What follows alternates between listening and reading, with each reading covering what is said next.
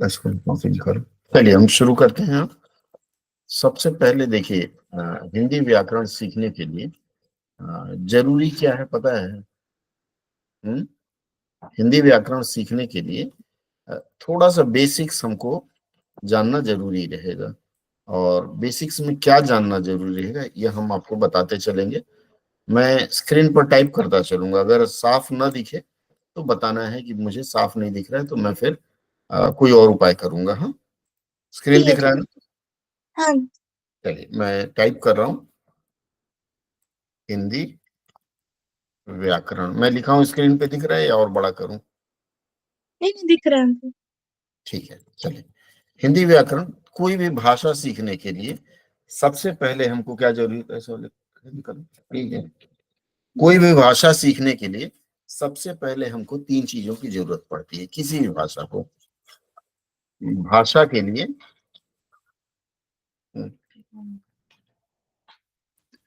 भाषा सीखने के लिए हमको क्या क्या चाहिए? सबसे पहले उसके वर्णमाला का ज्ञान होना चाहिए, जो आपको है। वर्णमाला का मतलब हो गया क ख ग घ, ये वर्णमाला है। वर्णमाला के बाद जो दूसरी चीज है वह है उसके शुद्ध वर्तनी की। शुद्ध वर्तनी मतलब स्पेलिंग जैसे होती है, उसका ज्ञान होना चाहिए। शुद्ध वर्तनी के लिए हमें जरूरत पड़ेगा व्याकरण सीखने का। और उसके बाद है उसके व्याकरण की। मतलब ये तीनों एक दूसरे से एसोसिएटेड कहते हैं, मतलब तीनों एक दूसरे के साथ चोली दामन के साथ जुड़े हुए हैं। सबसे पहले हिंदी व्याकरण में हम जानेंगे वर्ण क्या है। वर्ण क्या है? वर्ण का मतलब होता है किसी भी व्याकरण में आप ले लीजिए, चाहे बांग्ला हो, चाहे हिंदी हो, चाहे इंग्लिश हो, उसमें जो वर्ण होता है वह क्या होता है? सबसे छोटी इकाई किसकी? शब्द की सबसे छोटी इकाई को हम लोग वर्ण कहते हैं। जैसे मान लीजिए आपको क लिखना हो, आपने क लिखा। क ये पूरा का पूरा अक्षर है, वर्ण नहीं है। कैसे? ये जो क है, क आधा होता है और उसमें अ जुड़ता है। क रहता है और उसमें अ जुड़ता है, ये दोनों मिलकर के पूरा क बनता है। ठीक है, तो ये जो आधा क है या ये जो अ हुआ, ये क आधा क ये व्यंजन है और ये जो अ है वह स्वर है। इसका मतलब है कि कोई भी वर्ण बनने के लिए क्या क्या चाहिए? स्वर प्लस स्वर या व्यंजन और स्वर की जरूरत पड़ती है। ठीक है, व्यंजन का मतलब ये हो गया क ख ग घ, जो है आधा आधा, ये जो मैंने लिखा है, ये येलो कलर में जो मैंने लिखा है, यह आपका व्यंजन है। और ये दूसरा वाला जो पीली पट्टी में है वह स्वर है। मान लीजिए मुझे अगर आ लिखना हो, आ लिखना हो तो भी मैं अ अ और अ लिखूंगा, तो ये मिलकर के क्या बनता है? आ बनता है। ठीक है, अ और अ मिलकर के आ बनता है। इसी तरह क और अ मिलकर क बनता है। मान लीजिए मुझे ज लिखना हो, तो ज को कैसे लिखेंगे? ये ज आधा वाला ज और इसके साथ में अ लगाना जरूरी रहेगा, ये मिलकर के पूरा ज बनते हैं। जैसे मान लीजिए मुझे लीजा लिखना है, ली ली लिखना है, एल आई, ये ली, सॉरी, हाँ, ये ली लिखना है। ली में क्या है? आधा ल है और साथ में क्या है? ये जो मात्रा है, वर्तनी कहते हैं, वह छोटी ई अर्थात ई से मिलकर बना होता है। आधा ल और ई, ये जब मिलता है तो ली बनता है। जा लिखना हो मुझे तो ज में आधा ज और फिर यहाँ आ मिलता है और ये मिलकर के क्या बनता है? लीजा। ठीक है, ये इस तरह से। तो वर्ण जो है सबसे छोटी इकाई है किसी भी भाषा की, कह लीजिए, या किसी भी शब्द के सबसे छोटी इकाई को वर्ण हाँ कहते हैं। हाँ क्लियर है? हाँ हाँ। आगे बढ़े हम लोग। ठीक है, समझ में आई? इसके बाद हम लोग आते हैं अब अक्षर देखते हैं क्या है। अक्षर क्या है? अक्षर किसको कहते हैं? अब यही जो वर्ण मैंने बताया, क और अ मिलकर के, क और अ मिलकर के, मतलब कोई भी पूर्ण वर्ण कह सकती हैं। ये क हो गया, ये पूरा का पूरा एक अक्षर हो गया, ये एक अक्षर हो गया। उसके बाद शब्द क्या है? शब्द कहते हैं यादृच्छित बोला जाता है, या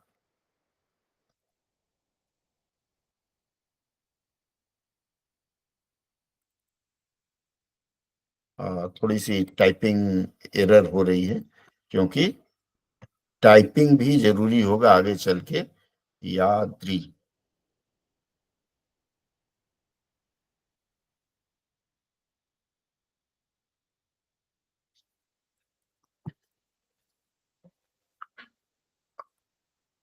याद्री, चलिए लिख लेता हूं। या यादृच्छित, इसका मतलब होता है कि यादृच्छित रूप में जो हमारे वर्ण है या अक्षरों को सजाना। यादृच्छित रूप मतलब हमको जैसा चाहिए वैसा, लेकिन एक खास अंदाज में इसको सजाना पड़ता है। जैसे मान लीजिए मुझे कमल लिखना है, तो मुझे क्या लिखना पड़ेगा? क म और ल लिखना होगा, कमल बनेगा। इसका मतलब है कमल, आपको पता है क्या, एक फूल है, इस तरह का फूल होता है। लेकिन अगर मैं इसी को, इस जो तरीके है, इसको मैं बदल के क ल और म लिख दूं तो क्या बनेगा? ये किसका स्वरूप बन जाएगा? क्या बनेगा? कलम लिखने से किसका इमेज बनता है हमारे पास? कलम का। वो फूल नहीं होगा, वो लिखने वाली चीज होगा। यादृच्छित मतलब होता है कि हम अपनी इच्छा से तो करते हैं, लेकिन एक उसका संदर्भ होता है, कि एक पैटर्न होता है। जैसे हमने यहाँ कमल लिखा ना, क म ल। अब अगर इस पैटर्न को हम बदल दें, ल को बीच में ले आए, तो क्या हो जाएगा? एक अलग चीज बनेगा। इसी तरह से मान लीजिए ल म क हम लिखते हैं, तो क्या वही चीज बनेगा जो पहले वाले शब्द से बन रहा था? नहीं बनेगा। तो एक पैटर्न में, मतलब एक विशेष पैटर्न में अगर अक्षरों को लिखा जाए स्वतंत्र रूप से नहीं, तभी एक उसकी छवि बन पाती है, और वही यादृच्छित रूप कहा जाता है। और यादृच्छित रूप में जो अक्षर होते हैं उनको सजा करके लिखने का जो क्रम होता है, जिससे कोई एक सही शब्द बने, वह क्या कहा जाएगा? शब्द कहा जाएगा। ठीक है, शब्द क्लियर है? आगे बढ़े। हाँ इसके बाद आपके सिलेबस में है पद। पद, अरे भाई पहले ये तो जान लें क्या क्या होता है। अभी क्या होता है, जैसे मान लेते हैं कि हमने कलम लिखा, हमने कलम लिखा। कलम अपने आप में स्वतंत्र है, इसके साथ और कुछ जुड़ा हुआ नहीं है, तो यह शब्द है। जैसे मान लीजिए मैं अक्षर लिखा, अक्षर लिखा, अक्षर भी अपने आप में स्वतंत्र है, क्योंकि यह किसी वाक्य में प्रयोग नहीं हुआ है।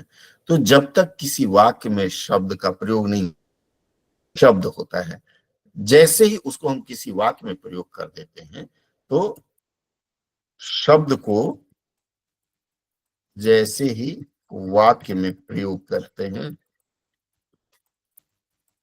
वह क्या हो जाता है? वह पद बन जाता है।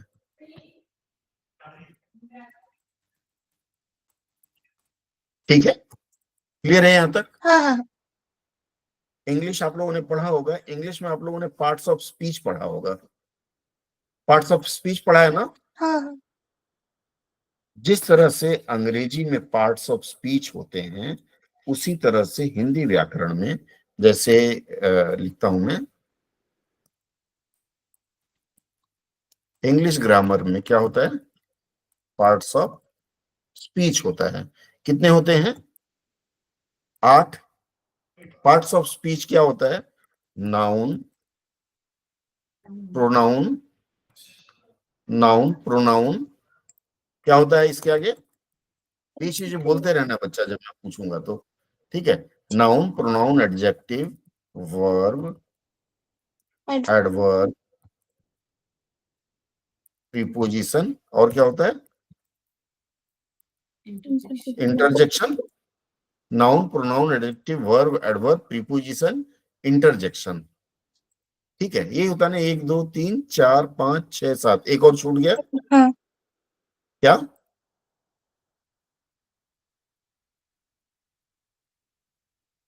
क्या छूटा? कंजंक्शन छूटा। ये 8 तरह के पार्ट्स ऑफ स्पीच होते हैं इंग्लिश ग्रामर के। इसी तरह से अब आप देखिए, आपने इंग्लिश ग्रामर पढ़ा है लीजा? हाँ हाँ हाँ इंग्लिश पढ़ा है आपने? हाँ अंकल। तो इसी तरह से जो नाउन है इंग्लिश ग्रामर का, मैं इंग्लिश ग्रामर की कंपैरिजन बता रहा हूं। नाउन को कहते हैं संज्ञा, प्रोनाउन को कहते हैं सर्वनाम, एडजेक्टिव को कहते हैं विशेषण, वर्ब को करते हैं क्रिया, और एडवर्ब को कहते हैं क्रिया विशेषण। ठीक है, इसके हाँ। बाद और कितने आ गए? 1 2 3 4 5। इस आता है समुच्चय बोधक। समुच्चय बोधक आता है, ये आप प्रीपोजिशन कह लें या अव्यय कह लें, इस तरह के शब्द आते हैं, और 2 और आते हैं इस तरह से। तो 8 हमारे पार्ट्स ऑफ स्पीच हिंदी में होते हैं। इन सबको क्या कहा जाता है? शब्द कहा जाता है। क्या कहा जाता है? शब्द। शब्द। हिंदी व्याकरण के 8 शब्द होते हैं, जैसे अंग्रेजी व्याकरण के होते हैं। समुच्चय बोधक, संबंध बोधक, संबंध, समुच्चय बोधक, संबंध बोधक, और एक और 8वां क्या होता है? 8वां क्या होता है?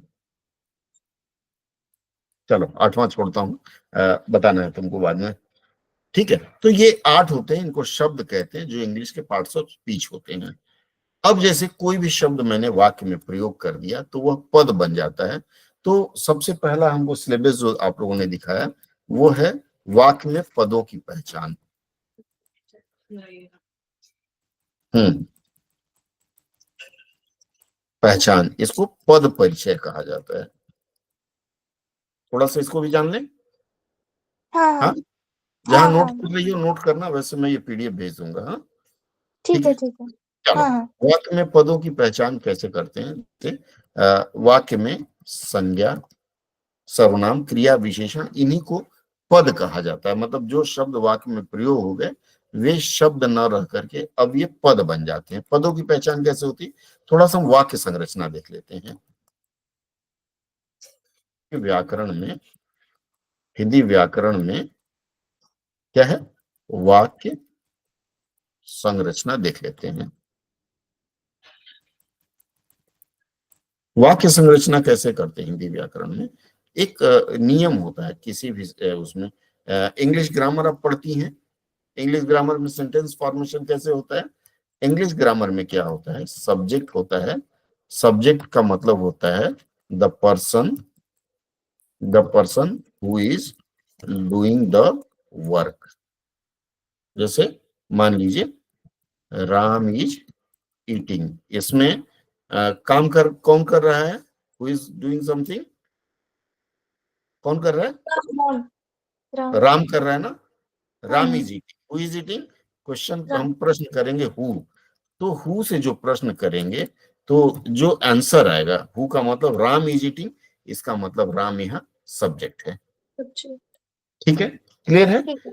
हाँ इसके हाँ। बाद मान लीजिए दूसरा वाक्य लिखता हूं, Ram is eating a mango. ठीक है, इसमें हम ये देखेंगे कि आपको पता है राम नाउन है, प्रोनाउन है, एडजेक्टिव है, क्या है?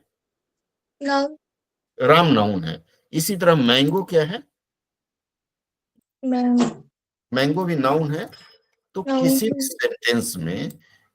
भी सेंटेंस में एक आदमी जो एक काम कर रहा है, मतलब डूइंग लिखते हैं, जो डूइंग है वह क्या हो जाता है? वह क्या है? जो काम कर रहा हो क्या हो गया? सब्जेक्ट। सब्जेक्ट हो गया। और उसके बाद अदर नाउन और प्रोनाउन क्या हो जाता है? इसको ऑब्जेक्ट। ऑब्जेक्ट कहते हैं। एकदम सिंपल सा है। सब्जेक्ट मतलब जो आदमी काम कर रहा है, उसके अलावा अगर कोई और नाउन प्रोनाउन है तो दैट इज ऑब्जेक्ट। उसके बाद वर्क, वर्क मतलब जो काम कर रहे हैं। वर्क बीइंग डन, कौन सा काम किया, बोलो क्या बोल रहे हो? ईटिंग।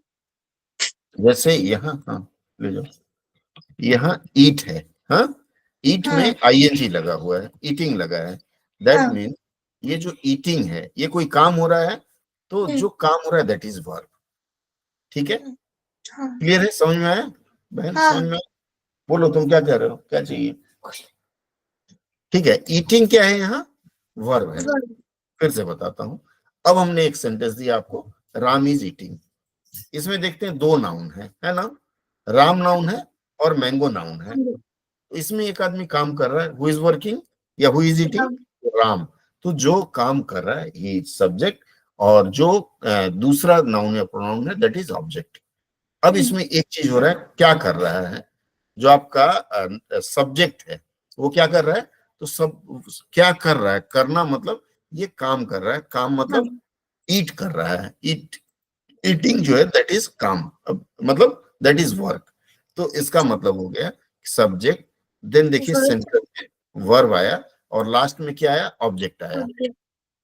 इसका मतलब है कि इंग्लिश ग्रामर का जो सेंटेंस पैटर्न होता है, इंग्लिश ग्रामर का जो सेंटेंस पैटर्न है, सेंटेंस पैटर्न कह लीजिए या फिर फॉर्मेशन कह लीजिए, उसको पार्सिंग भी कहते हैं, सेंटेंस पार्सिंग कहते हैं।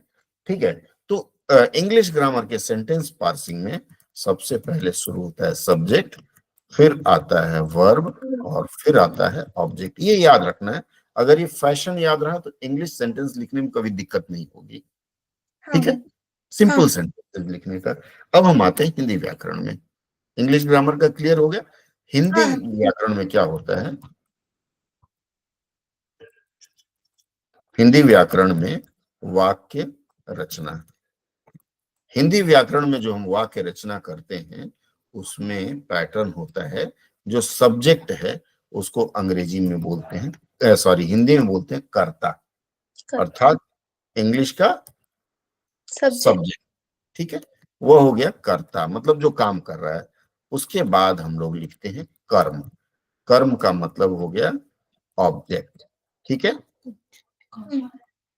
कर्म मतलब हो गया ऑब्जेक्ट, और फिर वर्ब क्या हो गया, वर्ब का मतलब क्या हो गया, क्रिया हो गया, यह। प्लस क्रिया, अर्थात दिक्कत हो रही है तुमको देखने में, ये हो गया सब्जेक्ट ऑब्जेक्ट और वर्ब। ये फैशन चलता है अगर हम हिंदी व्याकरण का देखें तो। ठीक है, ठीक है।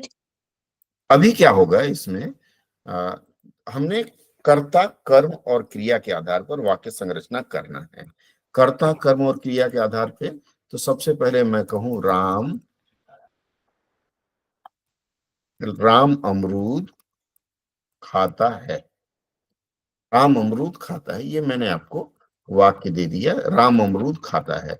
अब इसमें आप मुझे बताइए कि इसमें सब्जेक्ट कौन है, राम। कर्ता, कर्ता कौन है इसमें, राम। कर्ता राम है, वेरी गुड। और कर्म क्या है इसमें, अमरूद। अमरूद क्या हो गया, कर्म हो गया। ठीक है, अमरूद कर्म हो गया, और खाता है मतलब खाना क्या है, खाना क्या क्रिया। है, क्रिया। क्रिया। इसमें खाता जो शब्द है ये क्रिया है, जिसको आप लोग इंग्लिश में वर्ब बोलते हैं, और ये जो है इसको सहायक क्रिया बोलेंगे। ठीक। ठीक है, यहाँ तक क्लियर है, कोई हाँ डाउट हो हाँ। तो पूछ लेना। नहीं नहीं। ठीक है, राम अमरूद खाता है, मैंने आप लोगों के लिए एक चैनल बनाया है आज, भाषा शिक्षण क्लास हाँ 10th and 12th। ठीक है, उस चैनल को सब्सक्राइब कर लेना, ये वीडियो वहां अपलोड कर दूंगा मैं। ठीक है, ठीक है। फिर अपने हाँ फ्रेंड्स को बता दीजिएगा, जो भी सीखना चाहे यहाँ आ सकता है। ठीक है। अब क्या हो गया, हमने निकाला इसमें कर, सबसे पहले निकाला कर्ता, इसका मतलब राम क्या हो गया, इसको संज्ञा बोलते हैं। ठीक। अमरूद यह भी संज्ञा है हम्म। क्योंकि नाम है, और हाँ। खाना क्या है, क्रिया हो गई। क्रिया। अब थोड़ा सा हम लोग ये जान लें संज्ञा सर्वनाम क्या है। ठीक ठीक है, है। चलिए अब सबसे पहले हम जानना चाहेंगे संज्ञा क्या है। संज्ञा का मतलब कोई भी नाम होगा वह संज्ञा है। एनी नेम, आप कोई भी नाम ले लीजिए, हिमालय, लिज्जा, कृष्णा, करुणा, गंगा, ठीक है, संगम, अभी लोग नहाने गए हैं, जगह का नाम क्या है? कुंभ नाम है। कुंभ। दुर्गा पूजा नाम है, ठीक है। सरस्वती पूजा नाम है, किसका नाम है? एक फेस्टिवल, एक त्योहार का। तो कोई भी नाम वह संज्ञा होगा। क्लियर है इतना? हाँ हाँ। इसी तरह से संज्ञा के बाद सर्वनाम आता है। सर्वनाम मतलब जो नाम के बदले आए। इसमें होता है यह, वह, और उसके बाद ये और वे, बस ये चार चीज होता है। ठीक। यह और वह जो होता है, यह नजदीक के लिए, करीब के लिए, जो नजदीक है। इसमें करीब के लिए किसका, यह और वह दोनों का प्रयोग होगा या एक का होगा? कोई एक का होगा। किसका होगा? यह का प्रयोग नजदीक के लिए होगा। अच्छा। और किसके लिए होगा? एक वचन के लिए। एक वचन का मतलब एक के लिए, एक ठीक। वचन मतलब जो एक होगा। इसी तरह से ये जो वह है, ये किसके लिए होगा? दूर के लिए, और यह भी एक वचन में। क्लियर हो रहा है? ठीक। जैसे मैं अगर कहूं कि यह मेरी उंगली है, ये नजदीक है ना, जो आगे हाँ बोल हाँ। रहा है नजदीक है, इसलिए यह और मेरी उंगली एक उंगली, अंगुलियां नहीं बोला ना। नहीं। ठीक है, इसी तरह से मान लीजिए वहां टेबल पे मेरा फोन रखा हुआ है, तो मैं बताऊंगा वह मेरा फोन है, दूर के हाँ लिए हो गया। और एक वचन, सिंगल वस्तु, एक आइटम हाँ। के लिए। ठीक है, इसी तरह से ये और वे, ये क्या होगा? ये मतलब यह का ये होता है, ये बहुवचन बहुत। के लिए होता है। हाँ। बहुवचन एक, बहुवचन के लिए, और बहुवचन के लिए, और नजदीक के लिए, हाँ नमस्ते। नजदीक के लिए। और इसी तरह से वे का प्रयोग किसके लिए होगा? दूर के लिए और बहुवचन। दूर के लिए। अब एक क्वेश्चन पूछ लेता हूं आपसे, वो मेरी मम्मी है, हाँ। एक प्रश्न पूछ लेता हूं। हाँ। वो मेरी मम्मी है, क्या यह वाक्य सही है? फॉर्मूला ऊपर लिखा हुआ है स्क्रीन पर। आप लोग बोलती है ना, वो मेरी मम्मी है, वो मेरे पापा है, ऐसे बोलते हैं ना। हाँ। क्या होना चाहिए यहाँ? वे वो मेरी है मम्मी। क्या इसमें? नहीं, वे मेरी मम्मी है। यस, यहाँ वो जो है वो गलत है। क्या होना चाहिए यहाँ? वह वे। मेरी, वाह वाह। वह मेरी मम्मी है, यह सही होगा। क्लियर है? समझ गई? हाँ हाँ। अभी मम्मी है, तो कभी कभी क्या होता है, जिनको हम लोग सम्मान देते हैं, सम्मान देने के लिए भी ये और वे का प्रयोग कर वे। लेते हैं। जैसे मान लीजिए मम्मी है, पिताजी है मान लेते हैं, या चाचा जी हैं, तो हम क्या कहेंगे? वह मेरे चाचा जी हैं। नहीं। करेंगे क्या? छाछ जी हो गया, शादी के बाद आती है छाछ जी। छाछ जी क्या होता है? सासू जी। अच्छा। वह मेरे चाचा जी हैं। अब मुझे यह बताइए, वह करेंगे या वे करेंगे? वे। वे। क्यों? जिनको सम्मान देना हो। सम्मान दिया। इसी तरह से अगर मान लीजिए आपको माता जी कहना हो, तो जिनके आगे जी लग गया, उसके लिए आपको वे का प्रयोग करना है, वह का नहीं। ठीक। ठीक है? क्लियर हाँ। है? जैसे वह गांधी जी हैं, नहीं, वे गांधी जी हैं। ठीक। एक और पूछता हूं, वे बच्चा अच्छा नहीं है,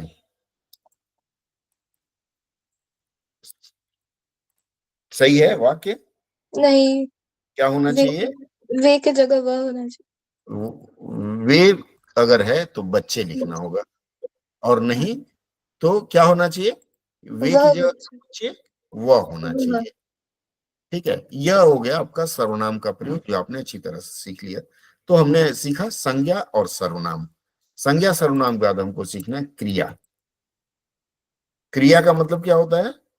काम करना को। काम होना, मतलब काम करने या होने का भाव हो, करने या होने का भाव हो। हाँ। बस एकदम आसान तरीके से बता रहा हूँ, बहुत ज्यादा ग्रामर व्याकरण के बारीकियों में नहीं जा रहा हूँ। करने या होने का भाव हो, जैसे खा रहा हूं, करने का भाव है। हाँ। इसका मतलब है मैडम हाथ पे लिख के मेहंदी बना रही है। खा रहा हूं, पढ़ रही है, ठीक है, धरती हाँ। हिल रही है, धरती हिल रही है। अब मुझे बताइए इनमें क्रिया क्या क्या है? खा क्रिया रही है, है। खाना हाँ। क्रिया है, हाँ। पढ़ना क्रिया है, और हाँ। धरती हिल रही है, अपने से हिल रही है, हिलना। हिला रहा है, ये हिलना हिलना भी भी। क्रिया है। आपको संज्ञा सर्वनाम क्रिया तीन चीजें पता चल गई, ठीक है। अब हम आते हैं विशेषण में। विशेषण का मतलब होता है विशेषता बताना। हाँ। विशेषता बताना, कैसे विशेषता बताते हैं? मान लीजिए आपके पास घड़ी है घड़ी घर में, दीवार पे, हाँ। दीवार पे हाँ। टंगी हुई है ना घड़ी। मान हाँ। लीजिए घड़ी का रंग क्या है? ब्राउन। भूरा ब्राउन, है। भूरा बोलते हैं, हाँ, ठीक है। अब भूरा घड़ी नहीं होगा, घड़ी क्या होगी? भूरी होगी, भूरी। क्यों? हाँ। घड़ी स्त्रीलिंग है, ठीक है। हाँ। तो भूरी घड़ी। अब मुझे यह बताइए, घड़ी तो हमने बता दिया कि ठीक है घड़ी है, मतलब घड़ी क्या है? संज्ञा है, या। हाँ। नाम है ना, किसी हाँ। वस्तु का संज्ञा हो गया। अब ये जो भूरी होगी इसका क्या हो गया? रंग हो गया। हाँ। इसका मतलब किसी भी वस्तु के, किसी भी वस्तु या व्यक्ति, ठीक है, व्यक्ति के रंग, रूप, आकार और प्रकार को विशेषण कहेंगे, ठीक। ठीक है। मान लीजिए मेरा रंग काला है, तो अगर मैं कहूं या मैं टी शर्ट काला पहने हुए हूं, ठीक है, तो मैं इसको कहूंगा काली टी शर्ट। एक मिनट, है कॉल है, हाँ। हाँ। हाँ। हेलो। ना हम नहीं खाएंगे, नहीं हम बर्गर नहीं खाएंगे, ना हम नहीं खाएंगे, ठीक है। चलिए, काली टी शर्ट मैंने आपको बताया। अभी टी शर्ट तो एक वस्तु हो गया ना। हाँ। टी शर्ट का रंग कैसा है? काली। काली, काला वेरी गुड। अगर मैं कहूं भैंस, भैंस कहूं तो भैंस क्या है? है। संज्ञा है ना, संज्ञा। हाँ, संज्ञा। संज्ञा। और अगर मैं कहूं मोटी, मोटी भैंस, मतलब ये क्या हो गया? विशेषण। विशेषण क्या है? रंग के बाद इसका रूप हो गया, हाँ। रूप, ठीक है। तो रंग रूप आकार में आते हैं, लंबी मीनार। मीनार देखा है आपने? हाँ। कौन सा मीनार देखा है? नहीं, मीनार नहीं देखी, नहीं देखी। हैं? नहीं देखी। क्यों नहीं देखी? कलकत्ता नहीं गए कभी? धर्मतला में एक मीनार है, शहीद मीनार। नहीं गई। अच्छा, नाम तो सुना होगा ना, हाँ। हाँ। जैसे कुतुब मीनार है उसका तो नाम हाँ। सुना ही होगा। हाँ। हाँ। तो लंबी मीनार, अब मीनार की लंबाई यहां बताई गई है, इसका मतलब मैंने कहा रंग रूप आकार, तो लंबी मीनार। इसके बाद किसी की नाक टेढ़ी होती है, टेढ़ी होती है ना, हाँ। वो उसका प्रकार हो गया। ठीक। या फिर मेरा सिर बड़ा सुंदर चमक रहा है, लोगों ने गाना भी सुना है, चमकते चांद पर देखो, ठीक है, मच्छर बैठा है, मतलब टकला, इसका मतलब टकला सिर, ठीक है। ठीक है। वो उसका क्या हो गया? प्रकार हो गया। इसका मतलब हो गया रंग रूप आकार प्रकार बताने वाले जो शब्द हैं। आप देखिए इतना शब्द मैंने लिखा, इसमें ये जो विशेषण है कहाँ लगाया मैंने? नाउन के मतलब पहले, संज्ञा के पहले। संज्ञा के पहले। इसका मतलब है संज्ञा के पहले विशेषण लगता है, यह बात फिक्स हो गई। अभी ये जो जिसकी विशेषता बताई जा रही है उसको विशेष से कहते हैं, विशेष विशेष विशेष से, ठीक है। विशेष से मतलब जिसकी विशेषता बताई जाए, याद रखना है इसको। हाँ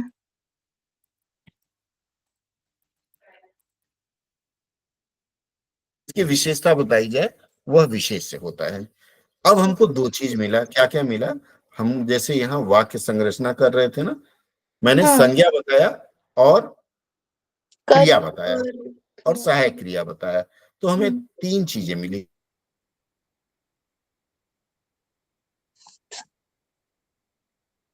संज्ञा आया, उसके हाँ बाद हमें क्या रखना है, क्रिया, क्रिया। और उसके बाद सहायक क्रिया। न समझ में आए तो फिर से मैं इसको बताऊं। नहीं नहीं समझ आया। ये टाइप नहीं हो पा रहा है। घर में आपके लैपटॉप है? नहीं अंकल कंप्यूटर है। कंप्यूटर है? कभी कभी टाइम निकाल के हिंदी में टाइपिंग भी सीख लेना, फ्यूचर के लिए बहुत फायदेमंद रहेगा, हिंदी में, बांग्ला में, किसी में भी। चलिए, ठीक है। विशेषण प्लस संज्ञा प्लस क्रिया प्लस आय क्रिया। जैसे मान लीजिए मैं बोलूं काली बिल्ली आ रही है, आप मुझे बताइए इसमें काली बिल्ली आ रही, कौन आ रहा है? बिल्ली। काली, काली बिल्ली क्या हो गई, यहाँ कर्ता हो गई, हम्म। बिल्ली करता है, और आना क्या हो गया, क्रिया। क्रिया, ठीक है, और रही है यह सहायक क्रिया है, एक ठीक है। अब हम काली जो है ये क्या शब्द हो गया, विशेषण। विशेषण। हम्म। ये सेंटेंस पार्सिंग इंग्लिश में कहते हैं, और हिंदी में कहते हैं पद।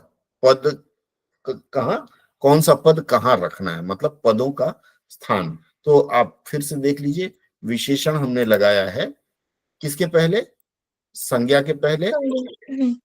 ठीक है, और उसके बाद हमने क्रिया लगाया है, उसके बाद संज्ञा के बाद, संज्ञा मतलब कर्ता के बाद हमने क्रिया का प्रयोग किया है, ठीक है। ये पूरा का पूरा सहायक क्रिया हो या मूल क्रिया हो, वो दोनों हमने कर्ता के बाद लगाया है। इसका मतलब एक पैटर्न हमने सीखा, कर्ता, उसके बाद हमने सीखा कर्म, और सॉरी या कर्ता क्रिया और कर्म,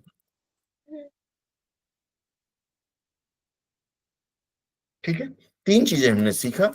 अब अगर विशेषण है तो वह कर्ता के पहले। पहले या फिर कर्म के पहले, दोनों के पहले। ठीक। अभी इस वाक्य में कर्म नहीं है ना, चलिए कर्म नहीं। वाला मैं बताता हूं। जैसे काली बिल्ली बर्गर खा रही है, बर्गर खा रही है। अब इसमें देखिए दो संज्ञा हो गया ना, पहली हाँ। संज्ञा क्या है, बिल्ली, और दूसरी संज्ञा क्या है, बर्गर। बर्गर। तो इसमें देखिए ये बिल्ली के पहले काली रंग आया और हाँ। खाना यहाँ बाद में हो गया है, हम्म। ऐसा क्यों हुआ? विशेषण लगा है आगे उसके पहले। हम्म, नाउन संज्ञा के पहले विशेषण लगा है कर्ता हमने आ, हमने पैटर्न ही तो बोला है। पैटर्न क्या बोला हमने, बोला कर्ता और फिर कर्म फिर क्रिया, यही तो हमने पैटर्न बोला था। हाँ हाँ, तो उस हाँ आधार पे हमने यहाँ लिखा, देखिए ये देखिए ना, हमने पैटर्न ही तो यही बोला था, हाँ। कर्ता कर्म और क्रिया। ये क्रिया हमने गलत लिख दिया था, ये पैटर्न मैंने यहाँ गलत लिख दिया था, ठीक है। कौन चला ठीक। गया, कहाँ गया, कर्ता और उसके बाद कर्म आएगा फिर क्रिया आएगी, ठीक हाँ है। ये ध्यान रखना है हमको कि जो पैटर्न है वह यह पैटर्न होगा। कहीं ठीक है। भी काली बिल्ली बर्गर खा रही, या मैं कहूं कि बानी बानी किताब पढ़ रही है, यहाँ देखिए बानी क्या हो गया, ये कर्ता, कर्ता। और किताब कर्म। कर्म। कर्ता और कर्म साथ साथ रहेंगे, ये अंग्रेजी होता तो अलग होता है। अब हमने कर्ता कर्म क्रिया पढ़ लिया, इसके अलावा संज्ञा सर्वनाम क्रिया हमने जान लिया, विशेषण जान लिया। अब क्रिया विशेषण की बारी है। क्रिया विशेषण टाइप्स हम बाद में बताएंगे। क्रिया विशेषण हमेशा क्रिया के पहले लगता है।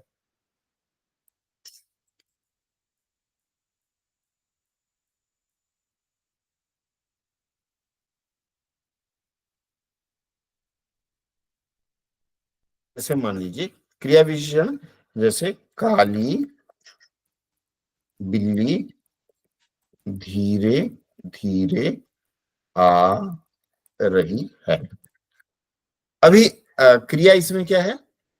आ रही है। आ रही है, यह क्रिया है। क्रिया की विशेषता बताने वाला शब्द यहाँ कौन सा है? धीरे धीरे। धीरे धीरे। तो जो शब्द क्रिया की विशेषता बताएं क्रिया विशेषण होते हैं। ठीक है ठीक है। ठीक है ठीक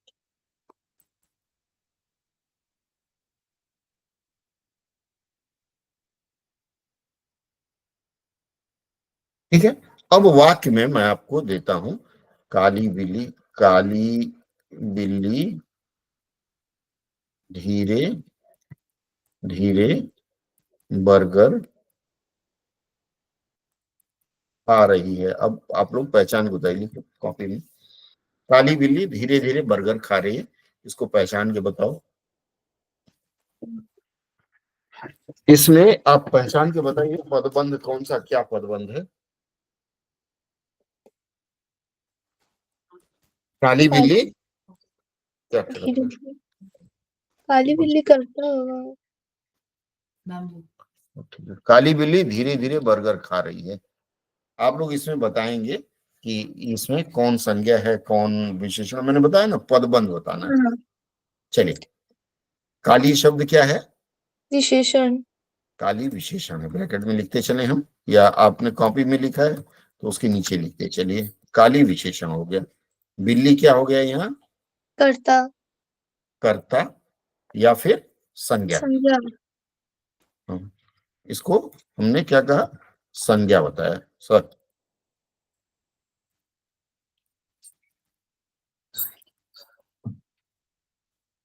ये हो गया, बिल्ली हो गई संज्ञा। ठीक है। उसके बाद धीरे धीरे क्या हो गया? क्रिया विशेषण। धीरे धीरे जो शब्द है ये हो गया क्रिया विशेषण। याद रहेगा, ये पैटर्न याद रहेगा। हाँ हाँ।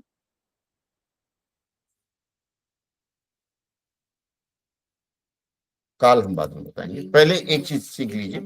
हाँ, पहले इतना सीख लीजिए फिर हम लिंग भी बताएंगे। हाँ? एक साथ लिखना होगा। ठीक है, धीरे धीरे हो गया। अब ये बर्गर क्या है? कर्म। बर्गर हो गया कर्म अर्थात संज्ञा। हम्म। एक चीज मन में शंका नहीं है ये आपके कि ये तो वर्ग कर्म के पहले धीरे धीरे लगा है, क्रिया के हाँ पहले हाँ नहीं लगा है? हाँ। सोच रही। सोच रही थी, हाँ। बताइए कैसे? हम्म, बर्गर खा रही है। बताइए। बर्गर। सही जगह पे लगा हुआ है नहीं लगा हुआ है? देखिए यहाँ क्या हो रहा है कि भले ही यह बर्गर के पहले लगा हो, ठीक है, लेकिन हाँ। यह किसको डिनोट कर रहा है, मतलब यह किसकी ओर इशारा कर रहा है? अगर मैं धीरे धीरे बर्गर होगा क्या? धीरे धीरे नहीं। धीरे धीरे लगाएंगे तो किसको दिखा रहा है? खाने की बात ही बता रहा है ना। तो हाँ। इसका मतलब है कि यह कई बार क्या होता है कि कर्म के पहले वाक्य संरचना के लिए क्रिया विशेषण को रख लेते हैं। अगर यहाँ बर्गर नहीं होता, अगर मान लीजिए ये मैं निकाल देता हूँ, कर्म निकाल देता हूँ, तब काली बिल्ली धीरे धीरे खा रही है। इसका मतलब क्रिया विशेषण कहाँ लगा? क्रिया से कर्म के पहले। क्रिया हाँ की क्रिया से। विशेषता बताने वाले किसी किसी मामले में क्या करते हैं, इनको बाद में भी लगाते हैं। तो जिस वाक्य पर जिस पद पर जोर देना होता है उस पद को हम बाद में लिख लेते हैं, बस यही रहता है। ठीक। ठीक है, जैसे खटमल धीरे से आना खटियन में। ठीक है, खटमल धीरे से आना खटियन में, वहां खटिया में खटमल को बुला रहे हैं, इसलिए खटिया को बाद में लिखा गया है उस पर जोर देने के लिए। ठीक। ठीक है। तो ठीक है। मैंने आपको पदबंध का कर्ता क्रिया कर्म बता दिया। इसके अलावा मैंने आपको बताया संज्ञा सर्वनाम क्रिया विशेषण और क्रिया विशेषण, पांचों बता दिया जो मुख्य हैं। ठीक है। हाँ हाँ। क्या आता है ऐसे कि अब और क्या आता है आपके व्याकरण में? हिंदी व्याकरण में और क्या आता है बताइए, लिखो क्या क्या लिख के रखी हो। अब मैं आपको थोड़ा सा पद परिचय समाप्त हुआ, नहीं हुआ। क्या चाहिए और इसमें? पद परिचय में उसमें लिखना होता है कि वो उस सेंटेंस में उस पद का क्या मतलब कोई वाक्य है तुम्हारे पास? ले जा। मान है, वो लिखना होता है कि वो संज्ञा है। कोई प्रश्न है पद परिचय का? हाँ अंकल है। चलो बोलो।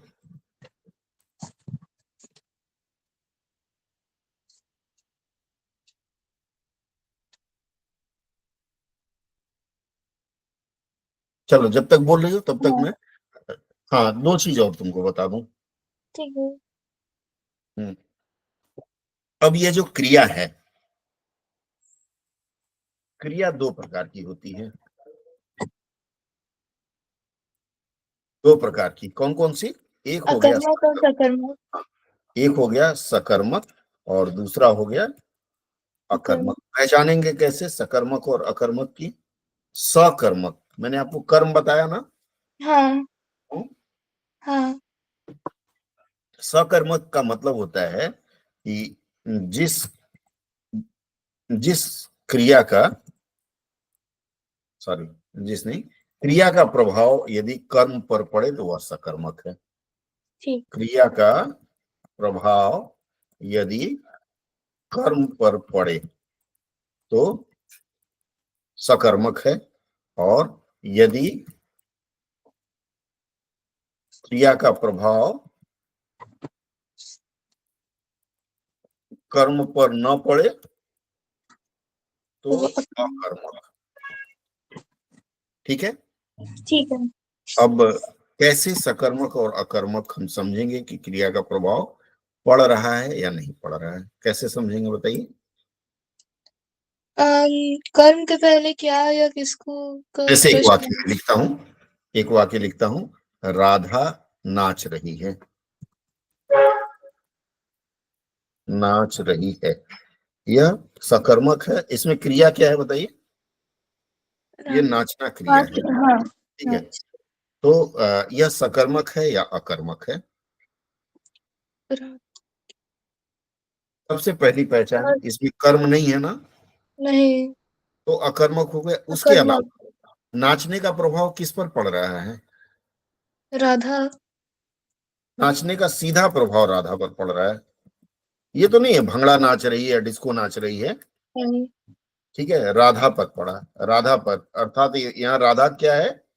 राधा क्या है यहाँ? कर्ता। कर्ता। करता है। इसलिए यह हो गया अकर्मक। यह वाक्य क्या हो गया? अकर्मक। दूसरा एक वाक्य देता हूं, मनोज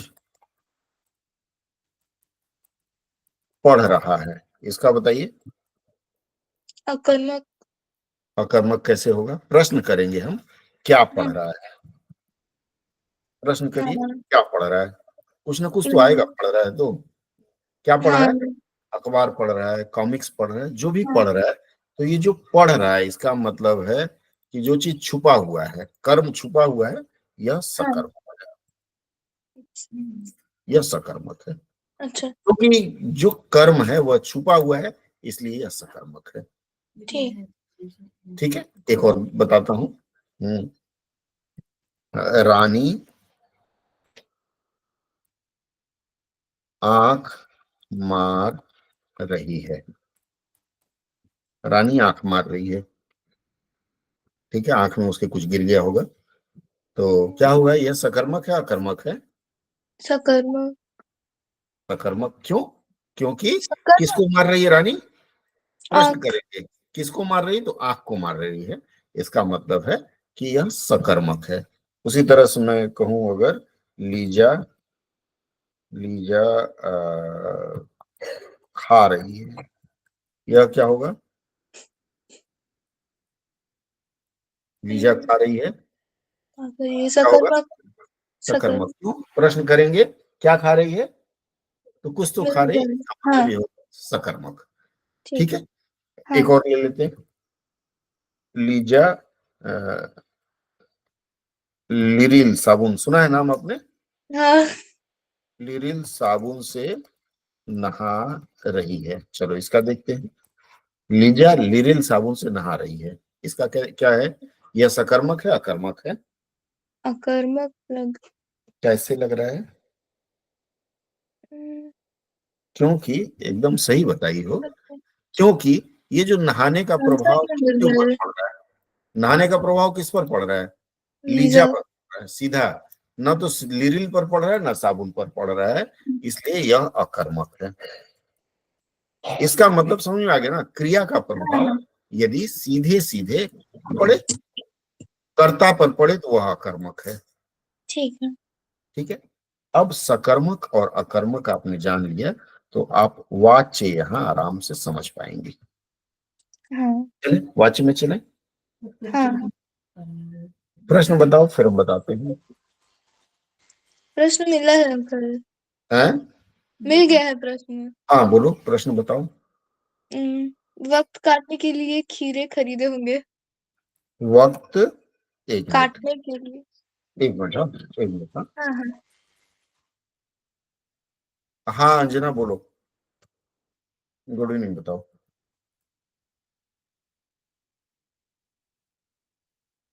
हाँ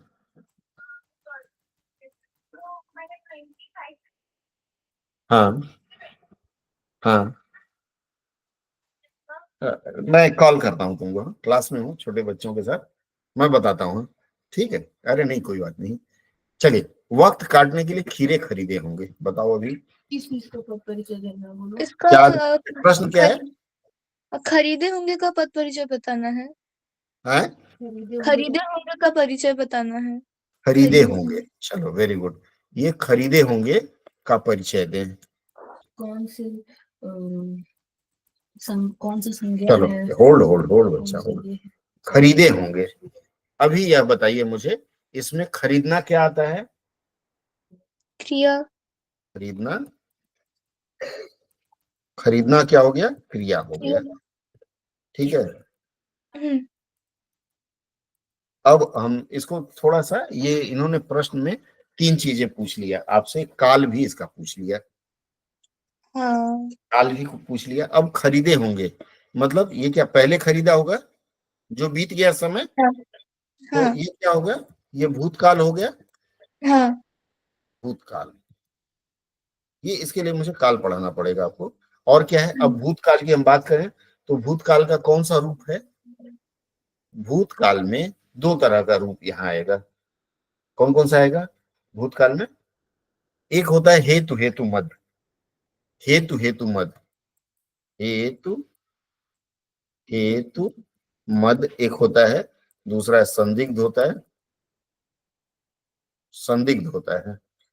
उसमें ये काल का भी बताया है क्या कि भूतकाल मतलब कौन सा भूतकाल? चलो मैं बता ये तो देता हूँ, बताना नहीं भी पूछा है तो मैं बता देता हूँ। हो जाएगा ना, फिर अरे पूरा बस कवर इतना नहीं ही हो सुन लो। पाएगा। संदिग्ध भूतकाल है ये। खरीदे होंगे मुझे तो कंफर्म नहीं ना, उसने खरीदा कि नहीं खरीदा, हाँ। तो ये संदिग्ध भूतकाल होगा। चलो दीक्षा मना कर रही है कि इतना लंबा ना बताएं, तो मैं इतने में ही इसको शॉर्ट कर देता हूँ। इसका ठीक है। मतलब है यह क्या है? क्रिया है खरीदना, और किसमें है? भूतकाल में। कौन सा भूतकाल। भूतकाल? संदिग्ध काल नहीं पूछा, संदिग्ध। छोड़ देते हैं। ठीक है।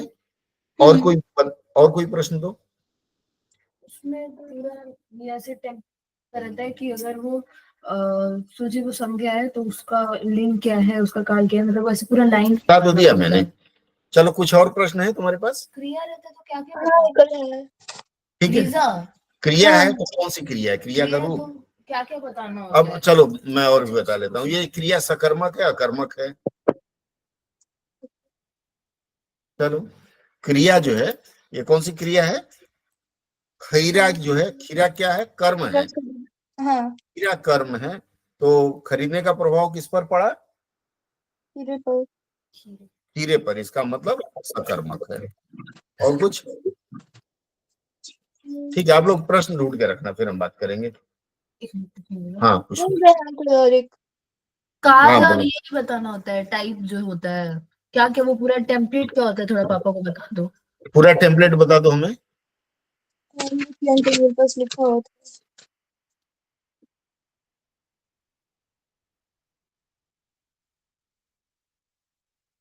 मिला? नहीं, नहीं मिला? मिल गया, मिल गया, मिल गया। हाँ अम, बताओ। अगर संज्ञा है वो शब्द जो मतलब बोल के वो रहता है, तो उसका हम्म लिंग बताना होता है, वचन बताना होता है और कारक बताना होता है। आपको बताना है लिंग, टाइप बताना होता है।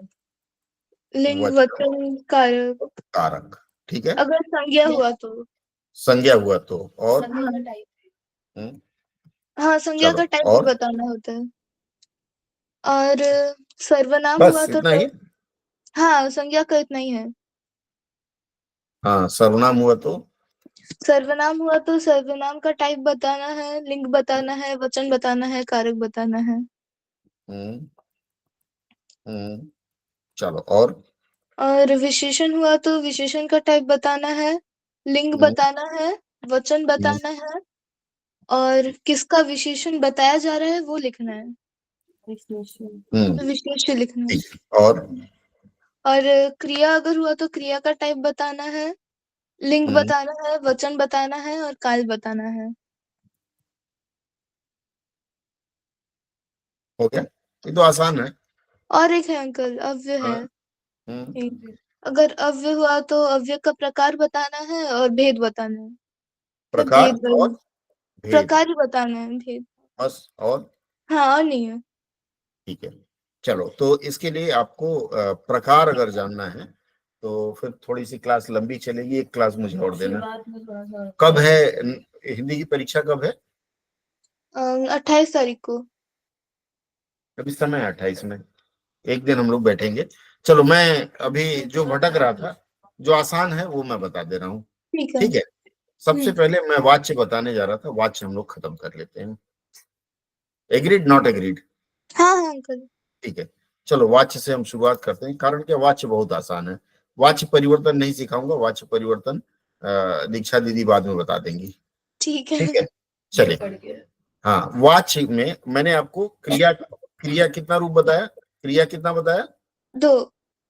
क्रिया के मैंने दो बताया, एक बताया सकर्मक सकर्मक और और अकर्मक। दूसरा बताया अकर्मक। अकर्मक। हालांकि क्रिया का एक और रूप होता है द्विकर्मक, अच्छा। वो हम बात करेंगे। सकर्मक और अकर्मक क्रिया का दो रूप है। वाच्य जो है हिंदी व्याकरण में, वाच्य तीन प्रकार के होते हैं। हाँ। पहला होता है इसमें कर्मवाच्य।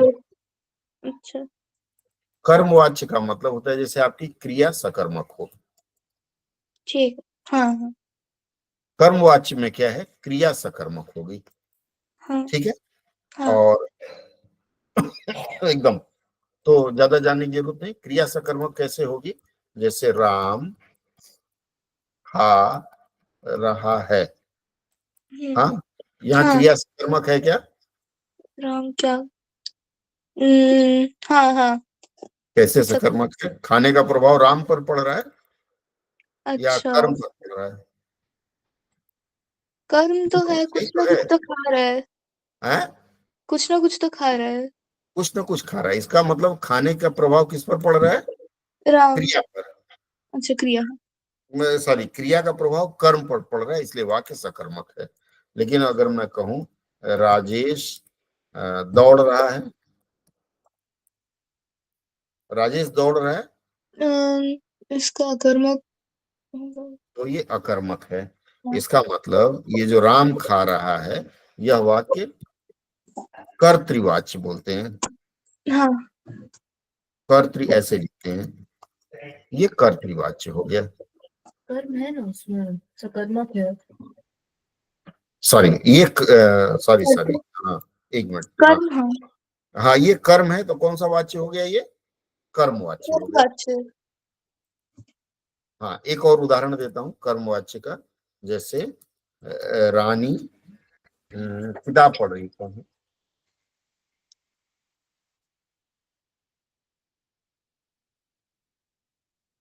पूछ लेते हैं एक बार, क्या है? रानी किताब पढ़ रही है। हाँ, हाँ।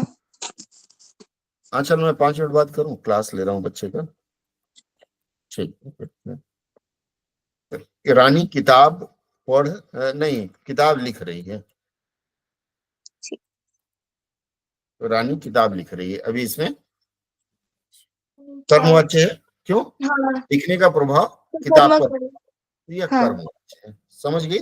हाँ हाँ तो ये कर्मवाच्य है। अब आते हैं कर्तृवाच्य में, ठीक है? ये राजेश और एक मिनट हो गया। अब आते हैं हम कर्तृवाच्य में। कर्तृवाच्य में क्या है कि प्रभाव, क्रिया का प्रभाव कर्ता में करता। कर्ता पर पड़े। हम्म जैसे मान लीजिए मैंने कहा राजेश दौड़ रहा है, हम्म दौड़ने का प्रभाव किस पर पड़ रहा है? राजेश। राजेश पर, सीधे कर्ता पर पड़ रहा है, तो ये कर्तृवाच्य हो गया। दूसरा लिखते हैं दीक्षा, दीक्षा खेल रही है, किस पर प्रभाव पड़ रहा है? दीक्षा पर। दीक्षा पर, इसका मतलब ये हो गया ये कर्तृवाच्य। कर्ता। क्लियर? इसके बाद आता है भाववाच्य। भाववाच्य कहते हैं जैसे क्रिया का प्रभाव, क्रिया का प्रभाव न कर्ता पर पड़े न कर्म पर। ठीक।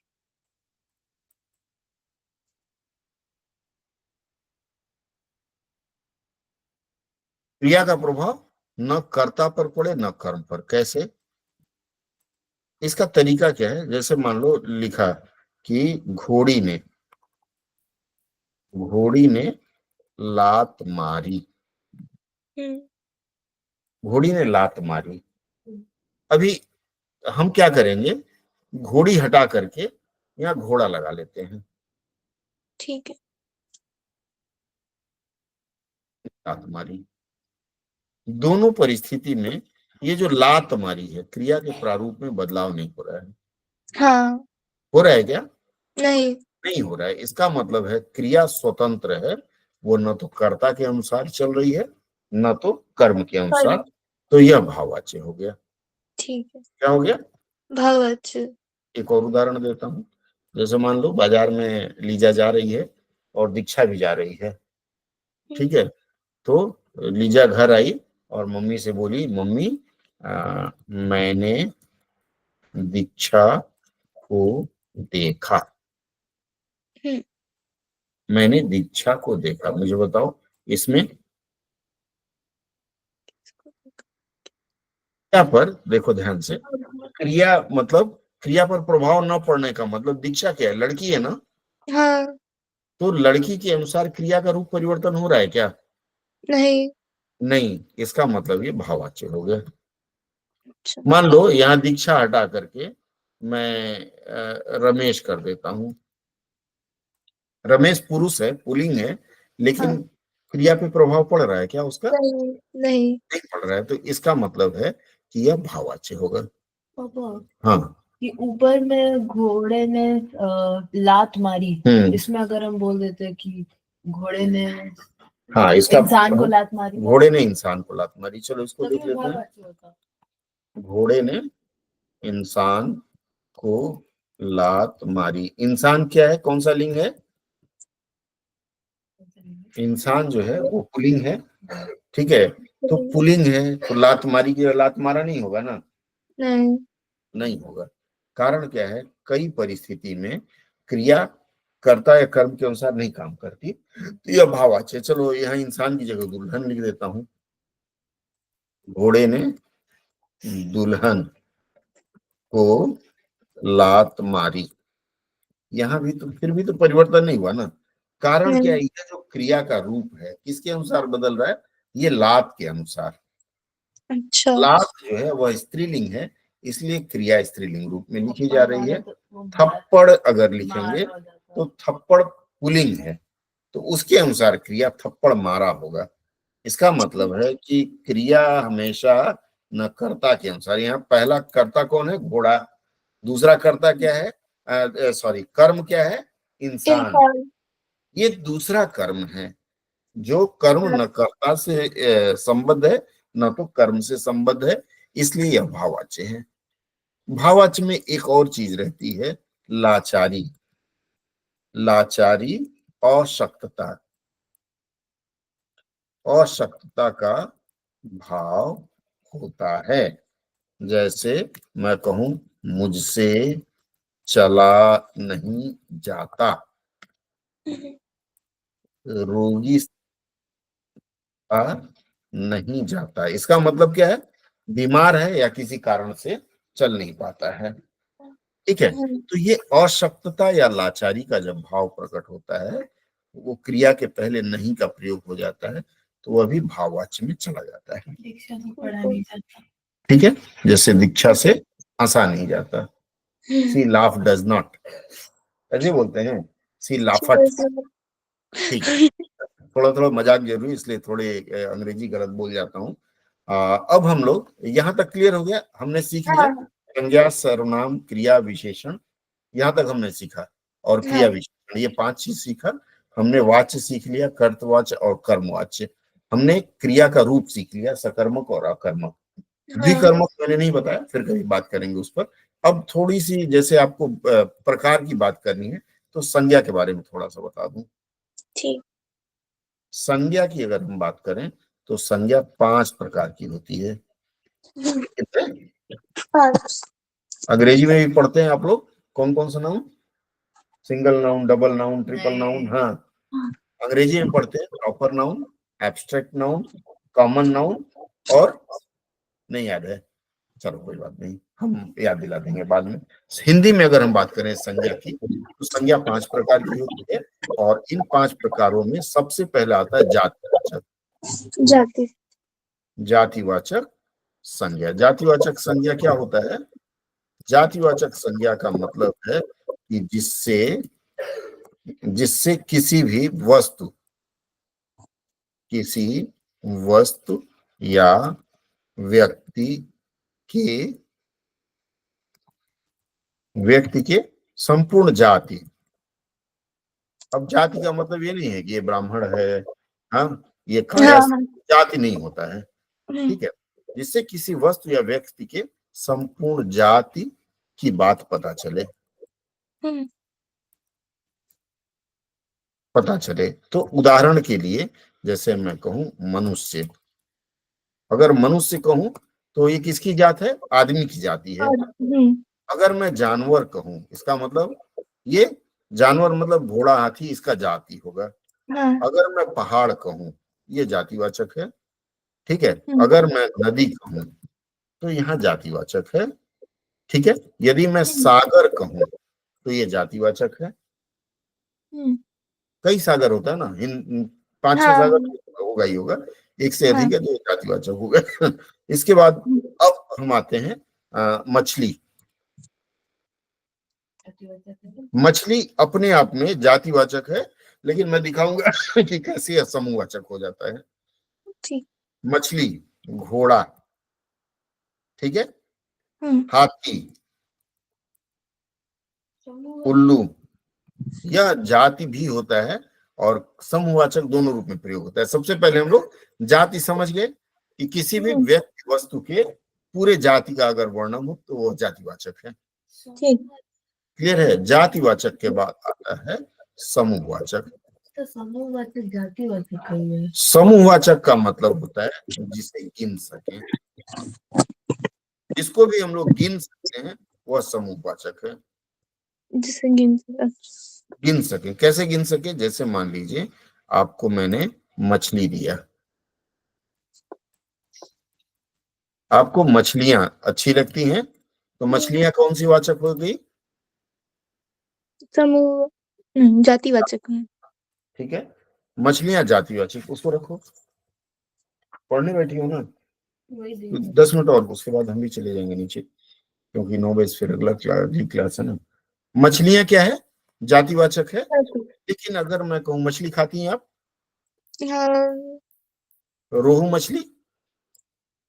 अब यहाँ मछली का नाम हमने रख दिया रोहू मछली, तो ये रोहू मछली क्या हो जाएगी यहाँ? समूहवाचक में।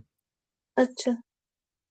अब मान लीजिए आपने मछली का टैंक रखा है घर में, मान लो एक्वेरियम है, मान लेते हैं आपके घर में एक्वेरियम है, उसमें 5 रोहू मछलियां हैं, लेकिन आपने एक रोहू को नाम रख दिया काली रोहू। अच्छा। अब आपने एक को काली रोहू मतलब मछलियों की जाति है आपके पास, उसमें से आपके पास गिन सकती हैं 10-12 एक्वेरियम में रखा हुआ है। तो हमने रोहू मछली कहा, रोहू मछली समूह में हो गया। जैसे बाजार में जाते हैं ना खरीदने, हाँ तो हाँ। पसंद की मछली खरीद के लाती हैं, दैट इज हम्म, अगर गिन के ले आती हैं 5, हम्म, तो वह समूहवाचक है। अच्छा। ठीक है, आगे ठीक है। फिर मैं बताऊंगा मछली से ही उसको द्रव्यवाचक भी बताता हूँ। ठीक है, अब ओके। आपने काली रोहू कहा, मान लीजिए आपने 5 मछली रखा हुआ है, 10 रखा हुआ है, उसमें हम्म, सब सफेद है, एक काली है, एक अच्छा। पार्टिकुलर काली बताया, इसलिए वह व्यक्तिवाचक हो गया।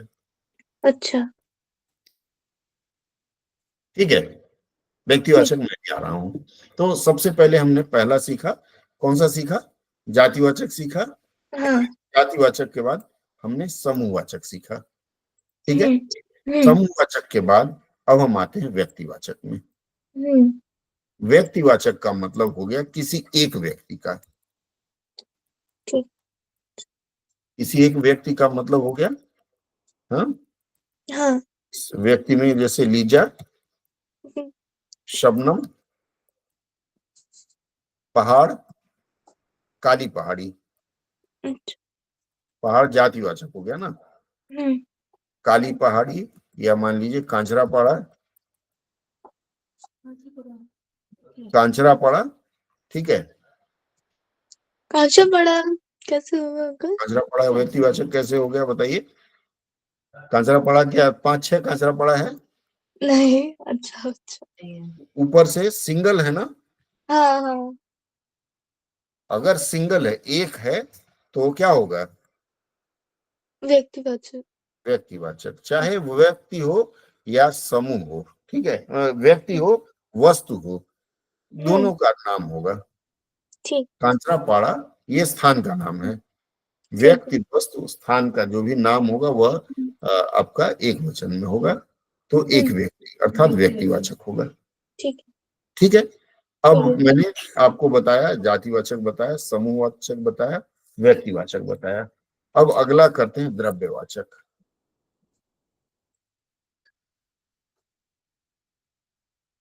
द्रव्यवाचक आपने ऊपर देखा, जिसको हम लोग गिन सकते हैं वह हम्म। समूहवाचक है, और हम्म। जिसे हम लोग वजन कर सकें, अच्छा। जिसे हम वजन कर सकें या माप सकें।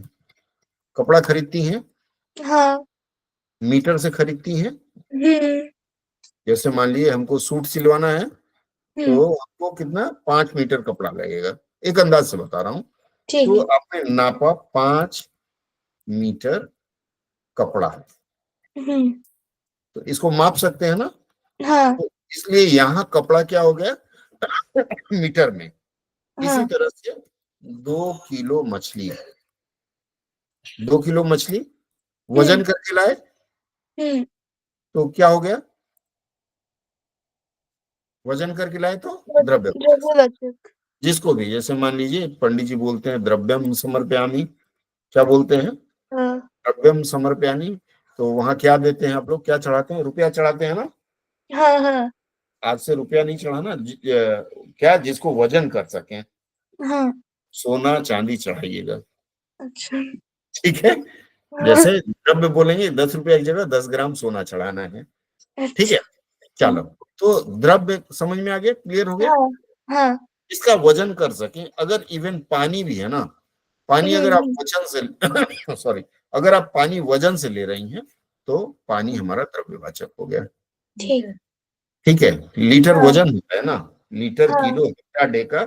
इवन जमीन खरीदते हैं 1 कट्ठा 2 कट्ठा, वो हाँ भी मापते हैं, तो वह हाँ। हो गया द्रव्यवाचक, द्रव्यवाचक। मेजरमेंट अंग्रेजी में। और आखिरी है भाववाचक, ये हम सभी लोग खाते हैं। भाव खाते हैं ना, बोलते हैं ना दोस्त, ए चल भाव मत खा। ठीक है, हम्म। भाववाचक का मतलब होता है, भाव खाते हुए किसी को देख पाते हैं क्या? हम्म। नहीं। हम्म। मान लीजिए मैं भाव खा रहा हूं, तो आपको कैसे पता चलेगा? इसका मतलब है कैसे? जिसे छू ना सकें, अच्छा। छू ना सकें, वजन ना कर सकें, मतलब जिसे केवल महसूस किया जा सके। ठीक है, हम्म। केवल महसूस।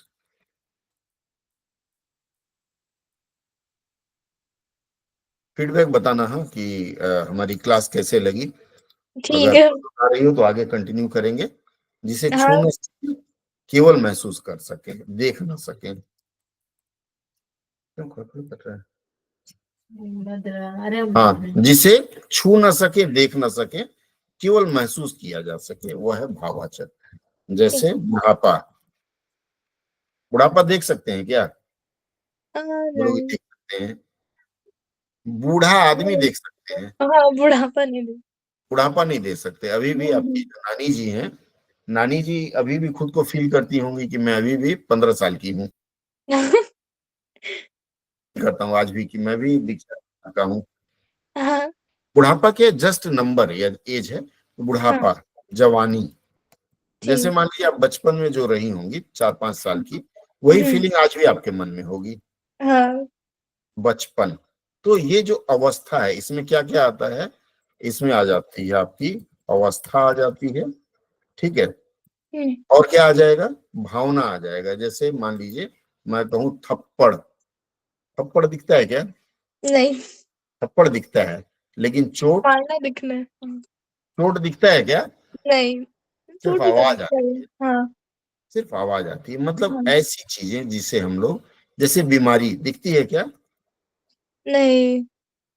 तो महसूस की जा सकती थी, हाँ इसलिए वो भाववाचक ने, मतलब जिसको खाली हम महसूस कर सके, दैट्स ऑल।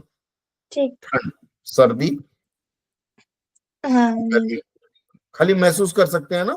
हाँ तो ये चीजें आपको किस में आएंगी? भाववाचक संज्ञा में आएंगी, ठीक। ठीक है। तो मुझे लगता है आज की चर्चा में इतना काफी है। हाँ हाँ मैंने आपको क्या क्या पढ़ा दिया? मैंने आपको वाच्य बता दिया, मैंने संज्ञा बता दिया, और वाक्य संरचना बता दिया। लिंग का थोड़ा समय लगेगा। ठीक। वचन बता देता हूँ। अंकल एक दिन वचन, कारक भी बता दीजिएगा। कारक बता दें पद परिचय अच्छे से बता तो दीजिए। एक दिन और समय लें हम लोग, हाँ हाँ ठीक है। ठीक से सिलेबस समझा देंगे। अभी जो मैंने समझाया, जो भी मैंने बताया, वो आपके समझ में आ गया?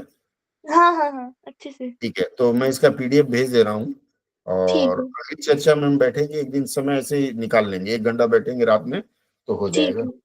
ठीक है, ठीक है। मान लो 9 बजे से बैठूं तो इट्स ओके। हाँ हाँ हाँ हाँ। जल्दी तो नहीं सोती हो ना? नहीं नहीं। ठीक है, फिर कारण क्या है? मैं थोड़ा सा ऑफिस आते आते मुझे समय हो जाता है, अच्छा। तो जैसे मैं आऊंगा 9, 9:15 बजे हम लोग बैठेंगे, 1 घंटे में खत्म कर लेंगे। ठीक है। ठीक। ठीक है, चलो फिर ठीक। आज की रिकॉर्डिंग मैं चैनल पे अपलोड कर दूंगा, ठीक और है। वहां से जरूर देख के दोस्तों को शेयर कर लेना। हाँ, हाँ हाँ। ठीक है, चलो बाय बाय। Bye bye.